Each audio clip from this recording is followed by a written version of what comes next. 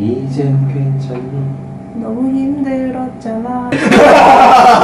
너 화날라고.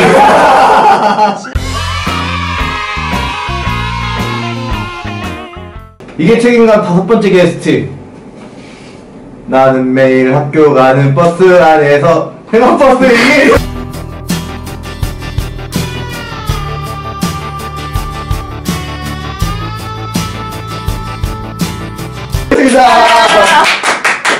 이게 계획된 게 아니군요. 다 당황하시네. 계획된 게 아니야. 얼굴 빨개져.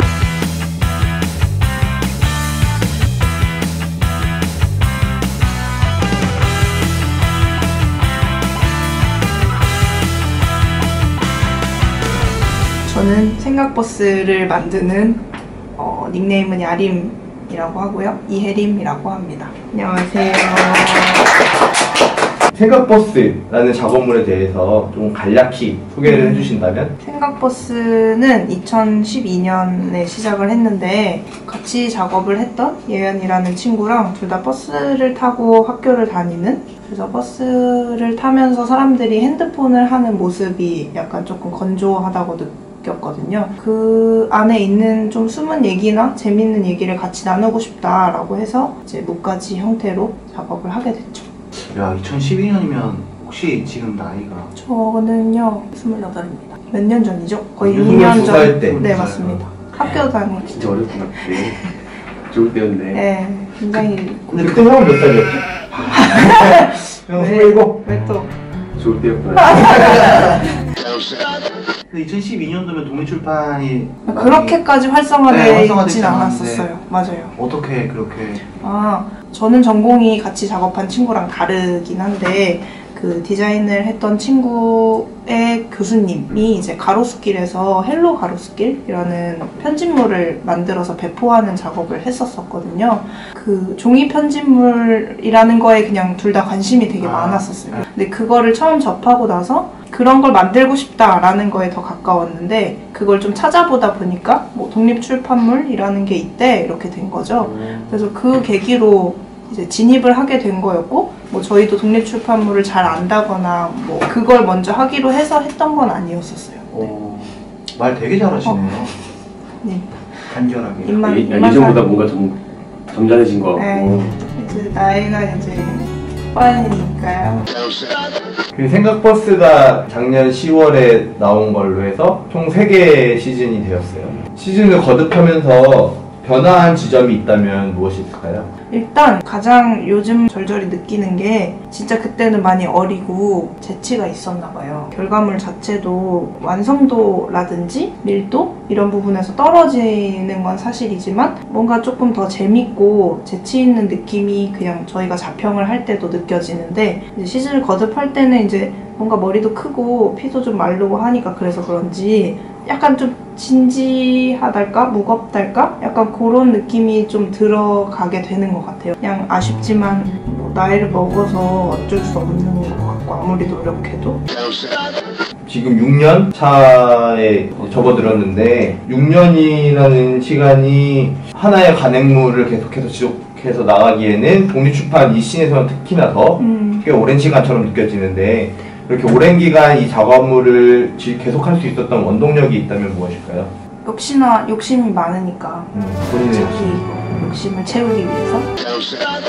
오랜만에 시즌3로 돌아오면서 사람들이 생각버스를 기억하고 있을까라는 걱정은 안 해봤어요?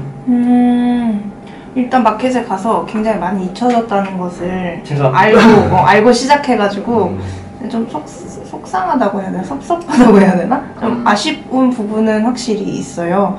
그냥 어쩔 수 없는 부분인 것 같아요.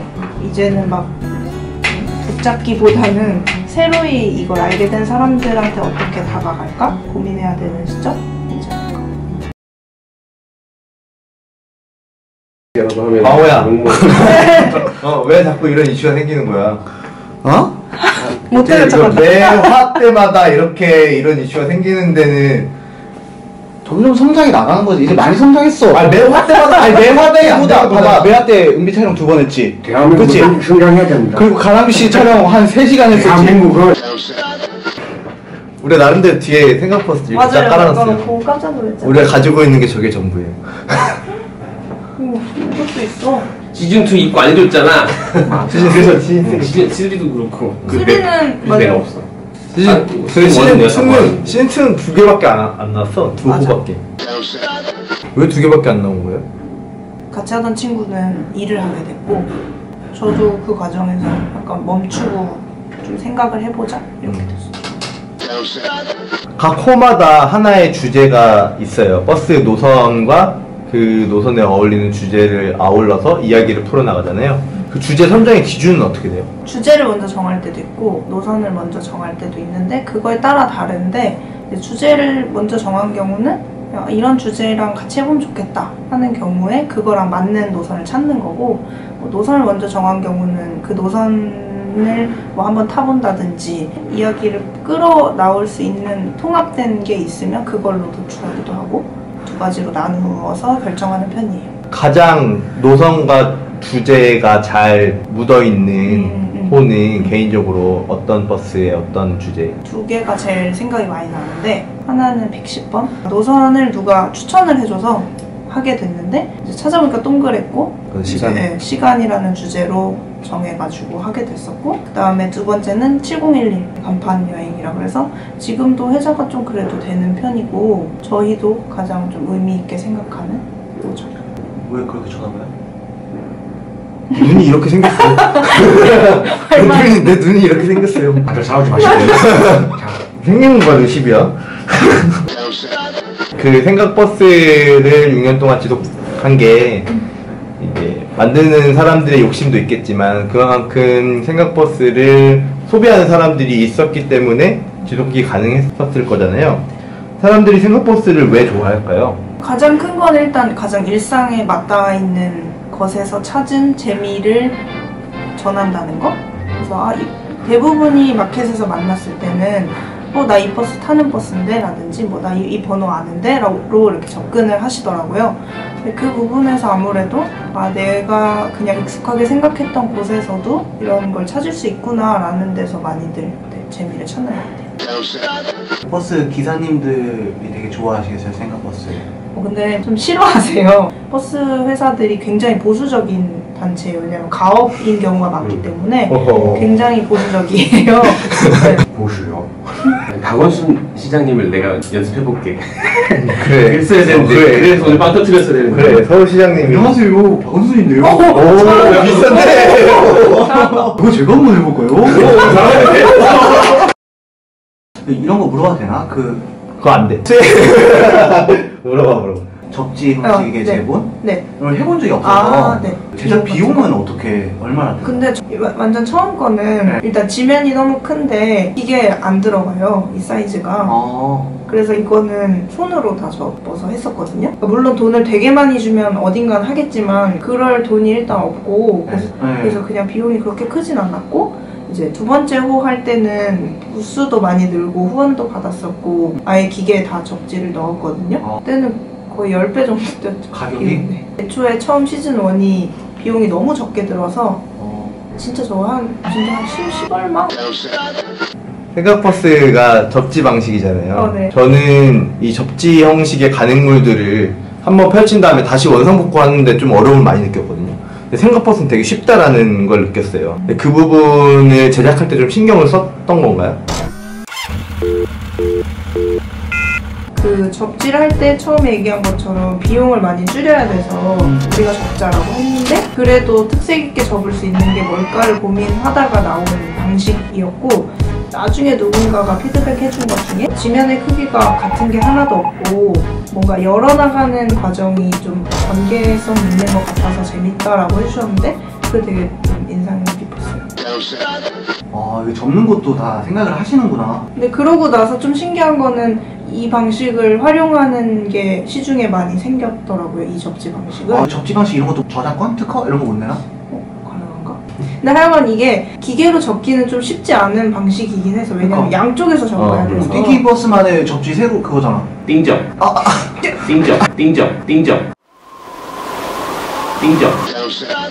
뭐야? 띵이 뭔지 알아요? 왜 띵인지 알아? 그건 배웠어. 배웠어? 잘 몰라요? 모르는데? 아까 전에 이렇게 나이가 들수록 이제 트렌드에 뒤처진다. 맞아요. 네, 지금 뒤처진 것 같아. 네. 벌써. 많이 지쳐졌어요. 요즘 나 막 뒤처지지 않으려고 어제 기현이 소설 읽었잖아. 그거 읽으면 뒤로 가는 거 아니야? 띵이 어. 그냥 그 문자를 보면은 띵으로 그 옛날에는 다 직접 접지를 했잖아요. 1000부씩 이렇게 접지했다고 들었는데 종이 접기 좀 일가견이 있어요? 저 옛날에 그거 되게 좋아했어요. 막 동물 접는 거. 종이 접기 한번 보여줄 수 있어요? 이걸로요? 저 근데 충격적이게 배는 못 접어요. 배요? 근데 이거 찢어야 되는 거 아니야? 왜 반말이야? 네. 죄송해요. 상관없어요. 찢어도 돼요. 이거 우리 대본인데 어차피 이 형 대본 안 읽거든요. 나 근데 너무 오랜만에 접는데? 일단 이거를 예쁘게 찢었어야 되는데 제가 굉장히 급해서 이상하게 찢었고요. 저 너무 오랜만에 접어요. 그리고 지금 되게 안 예쁘게 접히는데 괜찮나요? 이야.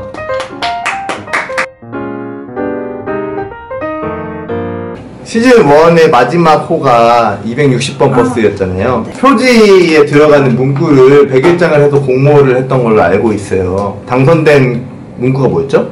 푸른 하늘의 볼터치. 그게 당선자가 누구? 김경양! 김경! 당시 어땠나요? 어떤 심정으로 푸른 하늘의 볼터치라는 글을 공정하게 심사한 거 맞죠? 당연하죠. 만장일치, 만장일치. 어땠냐고 물어봤잖아요. 왜 대답을 안 하세요? 뭐가 어때? 당선됐을 때 마음으로. 어떻게 저걸 쓰시게 됐나요? 아니 저 대기장 하기 전에 저 문장을 다 써놨었는데 쓴 게 내가 되게 마음에 들었단 말이야. 근데 대기장 한다고 해서 사건이 이게 딱 맞구나. 왜냐면 저 주제가 공이었거든. 공 받고 이러는 거야. 너가 원하는 건 이게 아니라 내가 모르는 대표님 어떻게 알아요? 그래 난 천재야. 그때 그래서 당선자에게 부상이 있었던 걸로 알고 있어요. 네. 그 부상이 뭐였는지 하나 둘 셋 하면 같이 얘기하는 걸로 하나 둘 셋! 시집! 귀엽게! 귀엽게라고! 그 부상이 기억이 안 나시나요? 죄송합니다. 그게 지금 집에 있나요? 아니면 버리셨나요? 전 책 버리지 않아요. 책인지를 몰랐잖아요. 봉투째 버리신 거예요? 포장을 뜯으시긴 하셨나요? 이건 솔직히 너무했지. 저희 되게 묵가지를 힘들게 산 책인데 또 어떻게 하셨는지. 어째 좀 상처 받으셨나요? 제가 대신 저는 인터뷰 때 듣고 네가 뭔데 대신 사과해. 제가 영업부장이니까 이거 질문 넌 이유가 있구만. 얘가 날 띄워주는 애가 아닌데. 그 대만으로 판권에 나갔어요. 오. 그 얘기를 좀 해주실까요? 그래서 대만 사건. 제가 지콜론북이라고 하는 출판사에서 책이 2권이 나왔는데 그 당시에 뭐 일본이랑 대만이랑 중국인가 어딘가에서 뭐 관심이 있다라고만 했었는데 그 중에 이제 대만 출판사에서 관심을 가져서 판권을 팔고 뭐 대만에서 책이 실제로 나오게 됐어요. 그게 버스로 서울 여행이었죠? 네. 대만어로는 뭐예요? 읽을 수가 없는데? 소소 담당자였던 걸로 알고 있어요. 그 소소 운영진 중에 한 명이었잖아요. 네. 참가할 때랑 운영할 때 본인이 느낀 마음이 뭐가 있을까요? 양쪽의 마음이 좀 이해가 돼서 그런 거를 뭐 아쉬워하는 사람이 있을 때는 뭐 이해를 시켜주려고 한다든가 뭐 아니면 느꼈던 거를 운영진 쪽에다 전달을 한다던가 그런 것들이 있어서 소소 운영을 하실 때에도 본인의 그 욕심과 추진력을 10분 발휘하셨나요? 최근에 선배를 만나가지고 다시 점심을 같이 먹었었는데 대리님? 네, 봉진 대리님 만나서 얘기하다가 그러니까 봉진 대리님도 아쉬웠던 게 저랑 그때 막 예산도 되게 없는데 제가 막 복닥복닥 이것저것 했던 게 그냥 지금도 그나마 유지할 수 있는 그냥 프로그램이 되어가지고 그 뒤로는 따로 뭔가를 개발하려고 하거나 디벨롭한 게 없다고 하더라고요. 그냥 유지만 좀 해온. 그래서 올해는 좀 다르게 하고 싶다라고 얘기를 하셨는데 아이 잘했다니까. 그러니까 뭐 지금의 소속시장은 뭐 야림 씨가 만들었다. 내 덕이다. 아니 마지막 날에 이 여림 씨 마지막 날에 다 박수 쳤다니까. 그거 되게 재밌었는데 수고했다고 다 박수 쳤어. 나가서 박수 친 거예요? 셀러들이 수신들 사례 보면 택시가 오면 막 대입체. 사람들이 한 명씩 다 일어나서 그 셀러 위로 올라가서 이렇게? 다 박수 치면 실제 실제 있었던 일이에요? 오, 그때 기분이 어땠어요? 그러니까 봉지 대리님한테도 되게 감사한 건데 보통은 이제 저희는 어떻게 보면 그냥 조용히 그림자 같은 친구들인데 굳이 이렇게 불러 세워서 스태프들도 그렇고 다 인사할 수 있게 기회를 줬거든요. 이제 봉지 대리님 얘기하고 저나 스태프들도 다 얘기를 했는데 그때 이제 막 다른 분들이 이렇게 고생했다고 해주시고 해서 되게 감사했고 그 야림기획의 기획실장님이라고 본인을 소개하시잖아요. 야림기획에 대해서 짧게 소개를 해주실 수 있을까요? 이제 주변에서 출판물을 만들고 싶다라고 하는 경우에 출판 기획을 돕는다거나 뭐 아니면 전시를 만들고 싶다고 했을 때 전시 기획을 한다거나 뭐 아니면 강연 기획 같은 거를 하는 일을 지금 하고 있고 지금은 요즘은 강연 기획 쪽 일을 하고 있습니다. 기획자시잖아요. 네. 좋은 기획은 어떤 기획이라고 생각하세요? 좋은 기획은 역시 고객 입장에서 생각해야 하는 기획이 좋은 기획인 것 같아요. 저 사람들이 뭐를 필요로 할까? 뭐를 원할까?를 좀 생각하고 기획을 하면 사실 더 좋아질 수 있고 더 마음을 올릴 수 있는 게 많은 것 같아요. 되게 원론적이고 기본적인 걸 수 네. 있지만 그만큼 중요한. 네, 맞아요. 이상형은 어떻게 돼요? 하나는 배우 존경할 수 있고 자기가 이루고 싶은 꿈이 있는 사람이고 체형적으로는 약간 마른 사람을 좋아하는 것 같아요. 나 꿈이 있는데? 왜? 사겨? 혼자 왔니? 이제 타 인터뷰에서 시각폭력이라는 워딩을 사용하셨어요. 네. 독립출판 중에 아쉬운 부분이 많은 독립출판을 보고 그게 시각폭력처럼 느껴질 때가 있다 라고 말씀을 하셨어요. 어떻게 생각하세요, 본인은? 독립출판을 하고 있는 사람으로서? 지금 드는 생각들은 그냥 뭐 미술도 화풍이 여러 개 있듯이 사실 답이 있는 건 아니잖아요. 그래서 물론 저는 여전히 그렇게 막 너무 자기만족적인 것으로만 가득 차야 된다라는 거에 반대하는 입장이긴 한데 그렇다고 해서 그냥 정말 독립출판이라는 게 하여간에 어떤 것에서든 독립만 하면 되는 거라고 저는 생각을 하고 그 독립, 어떤 거에서 독립을 하느냐는 다 다른 거고 아쉬운 독립출판을 보면은 나무가 아깝다고 생각을 하신다면서. 그건 완전 동의해요. 그게 이름의 탓인가요? 사랑해자의 숲풀림을 써서 숲을 사랑하기 때문에? 근데 아까 얘기한 뭐 제가 생각하는 기획에 대한 부분이랑 다 맞닿아 있는 것 같은데 그거가 도대체 만들어져서 누구를 행복하게 할 수 있는지 나무는 희생 자기를 헌신해서 이렇게 종이로서 태어났는데 그럼 재생용지는 어떻게 생각하세요? 근데 재생용지도 사실은 그 향후 계획은 어떻게 돼요? 일본 얘기는 하면 안 되겠다. 하고 싶으면 하고 말면 뭐 어차피 편집 다 해드릴게요. 일본 얘기 왜? 제가 유학을 준비하고 있는데 발표가 내일 나거든요.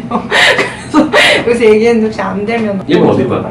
도쿄에 미대를 준비하고 있는데 텍스타일 쪽으로 진학하고 싶어서 준비하고 있거든요. 일본 가기 전에 세 번째 호는 나오는 거예요? 네. 띵글버스 디자이너즈 분들 중에 한 분이 그런 말을 한 적이 있어요. 버스를 이야기하지만 결국에는 이게 서울 얘기인 것 같다 라고 말씀을 하신 게 되게 인상이 많이 가는데 그래서 버스를 좀 더 생각하면서 타고 재미있게 타는 방법을 소개해 주잖아요. 생각버스라는 관행물을 통해서. 근데 그게 결국에는 내가 사는 도시인 서울을 조금 더 재미있게 향유하고 서울에 있는 것들을 생각하면서 우리가 소비할 수 있는 그런 방식들을 제안하는 게 아닐까 생각을 해봤습니다. 정리를 해주신 거. 예, 클로징이에요. 어땠어요 오늘 촬영? 재밌었어요. 제가 또 너무 진지하게 얘기했죠. 뭐 본성이 어디 가나? 맞아. 너무 좀 진지한가 봐요 지금. 본성이 원래 되게 좀 진지하신 매사에 그런가 봐요. 지루. 자꾸 이 얘기 본성 얘기 나오면 자꾸 내가 얘기 많아. 사람의 본성은 정해져 있는 게 아니라고. 자, 첫 번째 질문 갑니다. 서현범 작가의 책을 선물로 받으셨잖아요. 네, 그걸 봤는데 솔직히 서현범 책도 나무가 아깝다. 안 아까운데요? 아니다. 과연?